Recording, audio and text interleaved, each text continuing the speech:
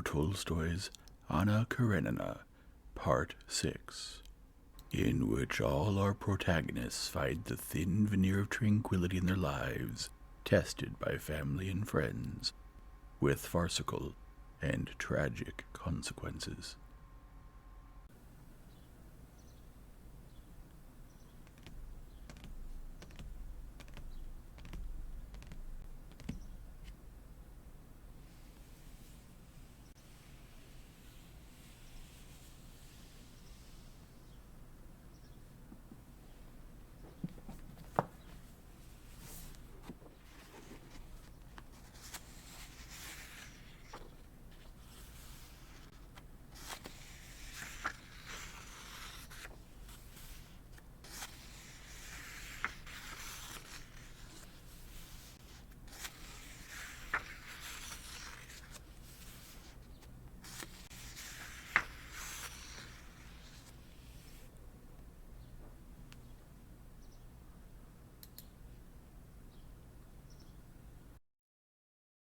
Chapter 22. Finding Dolly already at home, Anna looked attentively into her eyes, as if asking about the conversation she had had with Vronsky, but she did not ask in words.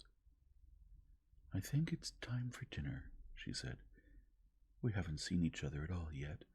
I'm counting on the evening. Now I must go and dress. You too, I think. We all got dirty at the construction site." Dolly went to her room and felt like laughing.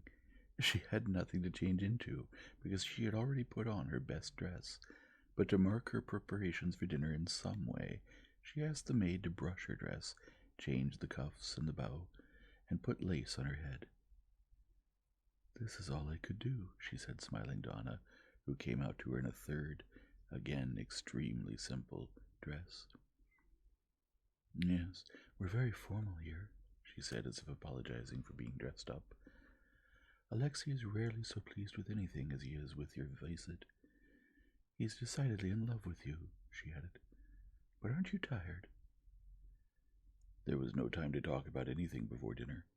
Coming into the drawing-room, they found Princess Varvara and the men in their black frock coats already there.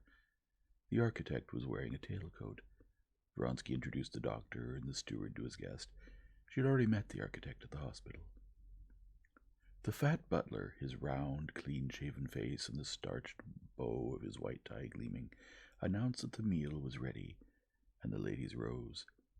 Vronsky asked Sviazhsky to give Anna Arkadyevna his arm, and went over to Dolly himself. Veslovsky got ahead of Tushkevich in offering his arm to Princess Varvara, so that Tushkevich, the steward, and the doctor went in by themselves. The dinner, the dining room, the dinnerware, the servants, the wine, and the food were not only in keeping with the general tone of new luxury in the house, but seemed even newer and more luxurious than all the rest. Darya Alexandrovna observed this luxury, which was new to her, and being herself the mistress of a house, though with no hope of applying to her own house anything of what she saw, so far did its luxury exceed her style of life, involuntarily took note of all the details, asking herself who had done it all, and how. Vasenka Veslovsky, her own husband, and even Sviazhsky, and many other people she knew, never gave it a thought, and took for granted what any decent host wishes his guest to feel, namely that everything he had arranged so well had cost him, the host, no trouble, and it got done by itself. But Darya Alexandrovna knew that not even the porridge for the children's breakfast got done by itself, and that therefore such a complicated and excellent arrangement had required someone's close attention. And from the look of Alexei Kirillovitch as he inspected the table, nodded to the butler, and offered her a choice between cold borscht and soup, she understood that everything was done and maintained through the care of the host himself.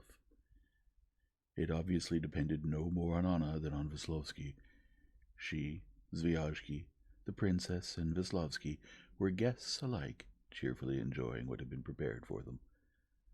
Anna was hostess only in conducting the conversation, and that task, quite difficult for a hostess at a small table in the presence of people like the steward and the architect, people from a completely different world, trying not to be intimidated by the unaccustomed luxury and Unable to take part for long in a general conversation, Anna performed with her usual tact, naturalness, and even pleasure, as Darya Alexandrovna noticed. The conversation turned out Tushkevich and Veslovsky had gone for a boat ride alone, and Tushkevich began telling them about the last race at the Petersburg Yacht Club. But Anna, after a suitable pause, turned at once to the architect to draw him out of his silence. Nikolai Ivanovitch was struck, she said of Zvyazhsky, by how the new building has grown since he was here last. But I'm there every day, and every day I'm surprised how quickly it goes. It's good working with His Excellency, the architect said with a smile he was a quiet and deferential man with a sense of his own dignity. A far cry from dealing with the provincial authorities, where we'd fill out a stack of papers with them. I just report to the Count, we discuss it, and in 3 words it's done. American methods, Zvyazhsky said, smiling. Yes, sir. Building's done rationally there.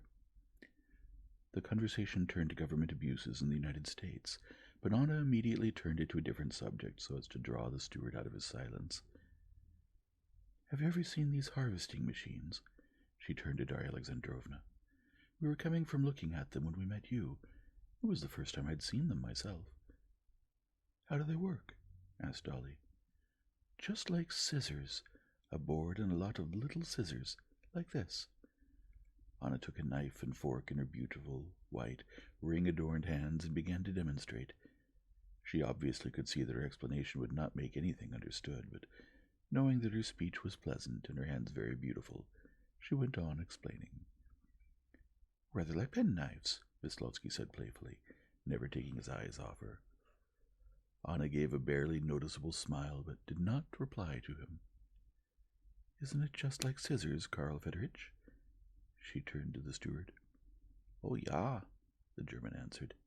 Es ist ein ganz einfaches Ding. And he began explaining the construction of the machine. Too bad it doesn't bind. I saw one at an exhibition in Vienna that binds with wire, said Zvyazhsky. That'd be more profitable. Es kommt drauf an, der Preis muss ausgerechnet werden. And the German, roused from his silence, addressed Vronsky. Das lasst zu ausrechnen erlaubt. The German was about to go to his pocket, where he had a pencil and a little notebook in which he calculated everything. But remembering that he was sitting at dinner and noticing Vronsky's cold gaze, he checked himself. So kompliziert, not so viel rubles, he concluded. Wünscht man rubles, so hat man not rubles, said Veslovsky, teasing the German. J'adore l'Allemande. He turned to Anna again with the same smile. Size, she said to him with mock severity. And we hope to find you in the fields, Vasily Simonich. She turned to the doctor, a sickly man. Were you there? I was, but I evaporated, the doctor replied with gloomy jocularity. So you got some good exercise? Magnificent. Well, and how's the old woman's health? I hope it's not typhus. Typhus or no, her condition is not of the most advantageous. What a pity, said Anna, and having granted due courtesy to the people of the household, she turned to her own friends. But still, it would be difficult to build a machine from your description, Anna Arkadyevna, Zvyazhsky said jokingly. No, why? Anna replied with a smile which said that she knew there had been something endearing in the way she had explained the construction of the machine, something Zvyazhsky had noticed as well. This new youthful feature of youthful coquetry struck Dolly unpleasantly. On the other hand, Anna Arkadyevna's knowledge for architecture is amazing, said Tushkevich. That it is. Yesterday I heard Anna Arkadyevna say instrobilus and plinths, said Veslovsky. Am I saying it right? There's nothing amazing about it when one has seen and heard so much, said Anna. And you probably don't even know what houses are made of. Darya Alexandrovna saw that Anna was displeased with that playful tone between her and Veslovsky, but involuntarily fell into it herself. Vronsky in this case acted not at all like Levin. He obviously did not attach any significance to Veslovsky's chatter, and on the contrary, encouraged these jokes. So tell us, Wislotsky, what holds the bricks together? Cement, naturally. Bravo! And what is cement? Just some sort of paste? No. Putty, said Wislotsky, provoking general laughter.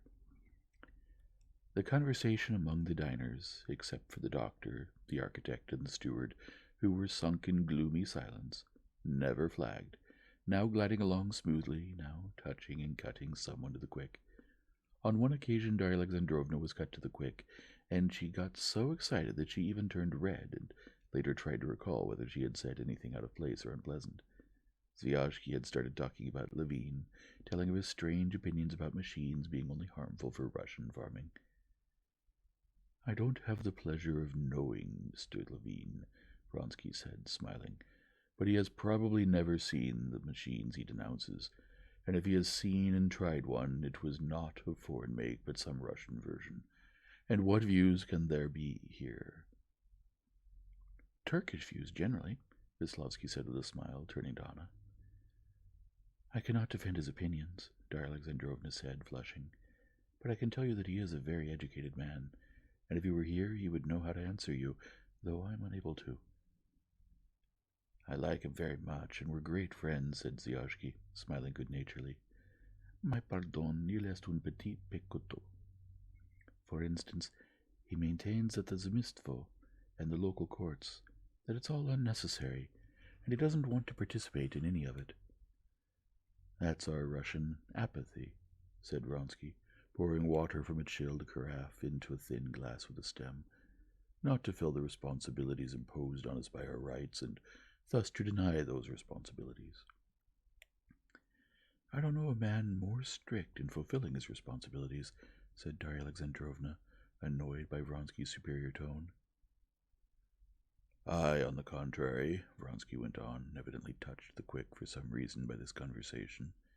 I, on the contrary, such as I am, feel very grateful for the honor done me, thanks to Nikolai Ivanitch there, he indicated Zvyazhky, in electing me an honorable justice of the peace. I think that for me the responsibility of attending the sessions, of judging the case of a muzhik and his horse, is as important as anything I can do, and I will consider it an honor if I am elected to the council. That is the only way I can pay back the benefits I enjoy as a landowner. Unfortunately, people don't understand the significance major landowners ought to have in the state. Darya Alexandrovna found it strange to hear how calmly in the right he was, there at his own table. She remembered Levine, who thought the opposite, being just as resolute in his opinions at his own table. But she loved Levine, and was therefore on his side. So we can rely on you, Count, for the next session, said Zvyazhky. But you must leave early so as to be there by the 8th. Why don't you honor me with a visit first? And I'm somewhat in agreement with your beau-frère, said Anna, only not in the same way, she added with a smile. I'm afraid we've had too many of these social responsibilities lately. Just as there used to be so many officials, there had to be an official for every case, so now it's all social activists. Alexei's been here 6 months, and he's now an all social activist.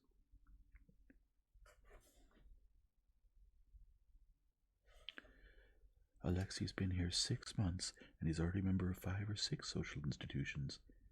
He's a trustee, a judge, a counselor, a juror, and something to do with horses. Dutran que se lava. All this time will be spent on it. I'm afraid when there's such a host to these affairs, it's all just form. How many places are you a member of, Nikolai Ivanitch? She turned to Zvyazhky. More than 20, isn't it? Anna spoke playfully, but irritation could be felt in her voice. Darya Alexandrovna, who was observing Anna and Vronsky very closely, noticed it at once. She also noticed that Vronsky's face during this conversation immediately acquired a serious and stubborn expression. Noticing this, and the fact that to change the subject Princess Varvara at once began talking hurriedly of some Petersburg acquaintances, and recalling Vronsky's stray remarks in the garden about his activities, Dolly understood that the question of social activity was connected with some private quarrel between Anna and Vronsky. The dinner, the wines, the table, It was all very fine, but it was all the same as Darya Alexandrovna had seen at big formal dinners and balls, which she had become unused to, and had the same impersonal and strained character. And therefore, on an ordinary day, and in a small circle, it all made an unpleasant impression on her. After dinner they sat on the terrace for a while. Then they began to play lawn tennis. The players, dividing into two groups, installed themselves on a carefully leveled and rolled croquet ground, on either side of a net stretched between two gilded posts. Darya Alexandrovna tried to play, but at first she could not understand the game, and by the time she did understand it, she was so tired that she sat down with Princess Varvara and merely watched. Her partner, Tushkevich, also dropped out, but the others went on with the game for a long time. Zvyazhki and Vronsky both played very well and seriously. They kept a sharp eye on the ball sent to them, ran to it adroitly without haste or delay, waited for it to bounce, and, hitting the ball squarely and firmly with a racket, sent it back over the net. Veslovsky played worse than the others. He got too excited, but to make up for it, he enlivened the other players with his merriment. His laughter and shouting never ceased. With the lady's permission, he removed his frock coat, as did the other men, and his big, handsome figure in white shirt-sleeves, with his red, sweaty face and brisk movements, etched itself in their memory. When Darya Alexandrovna went to bed that night, the moment she closed her eyes, she saw Vasenka Veslovsky dashing about the croquet ground. But during the game, Darya Alexandrovna was not happy. She did not like the playful relations between Vasenka Veslovsky and Anna, which went on all the while, and that general unnaturalness of grown-ups when they play at a children's game by themselves, without children. But so as not to upset the others and to pass the time somehow, she joined the game again, after resting, and pretended to have fun. All that day she had had the feeling that she was playing in the theater, with actors better than herself, and that her poor playing spoiled the whole thing. She had come with the intention of spending 2 days if all went well, but that same evening during the game she decided to leave the next day. Those painful cares of motherhood that she had hated so on her way here, now, after a day spent without them, presented themselves to her in a different light and drew her to them. When after the evening tea and a late boat ride Darya Alexandrovna went to her room alone, got undressed, and sat down to do her thin hair for the night, she felt great relief. It was even unpleasant for her to think that Anna would shortly come to her. She wanted to be alone with her thoughts.